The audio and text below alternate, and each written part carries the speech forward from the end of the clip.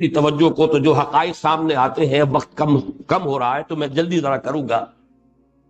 ان میں سے نمبر 1 ایران ہے۔ اگر ہم چلتے ہیں عرب سے مشرق کی طرف تو ایران ایک اعتبار سے یہ بازی لے گیا ہے پورے عالم اسلام پر۔ ان کے مذہبی عقائد، ان کی فقہ سے ہمیں جو اختلاف ہے وہ ہے اپنی جگہ پر ہے۔ آپ کو معلوم ہے میرے بارے میں کسی کو اشتباہ نہیں ہو سکتا اس اعتبار سے۔ میری جس درجے دشمنی رکھی گئی ہے، جس طرح میرے سر کا جو ہے مطالبہ ہوتا تھا، 2 ہی آدمی تھے پاکستان میں کہ جن کے سر مانگے گئے، ایک کراچی کے وہ شاہ بلیغ الدین صاحب اور ایک نے، تو اس حوالے سے وہ اپنی جگہ پر اختلاف ہے، لیکن اس حقیقت کا اعتراف کیے بغیر نہیں رہا جا سکتا۔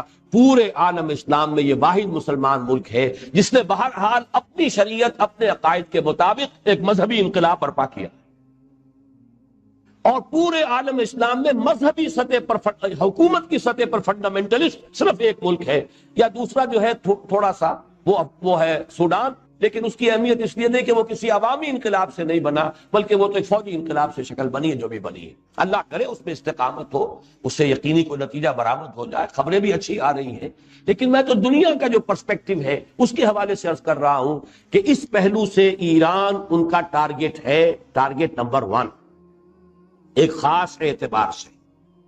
ٹارگٹ نمبر 1 ایک دوسرے اعتبار سے ہم ہیں، وہ میں بعد میں عرض کروں۔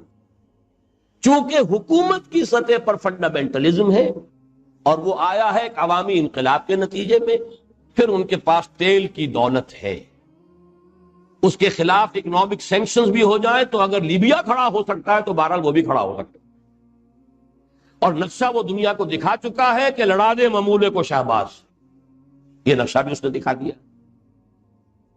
یہ ہے ایران کا۔ نمبر 2 پاکستان۔ پاکستان 400 برس کی تجدیدی مساعی کا امین ہے، امانت دار ہے۔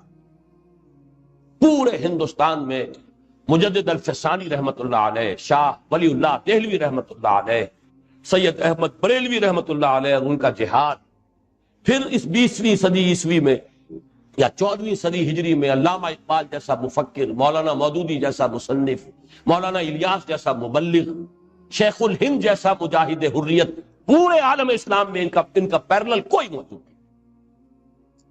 یہ 400 سال کی تاریخ ہے، اس کی امانت، اور اس کے نتیجے میں یہاں کے مڈل کلاس میں فنڈامنٹلزم کا ایک نیوکلیس ہے،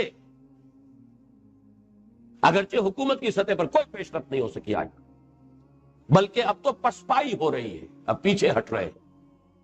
وہ ہمارے ان سیاسی جو بھی زعماء ہیں، جو جماعتیں ہیں، ان کی غلطی اور الیکشن ہی کو واحد میدان بنا کر اس کے اندر اپنا سارا وقت و توانائی اور قوتیں ضائع کر دینا، یہ ہے در حقیقت جس کا کہ یہ صدا مل رہی ہے کہ اس اعتبار سے تو پسپائی کی طرف ہے معاملہ، کسی پیش رفت کی طرف نہیں ہے۔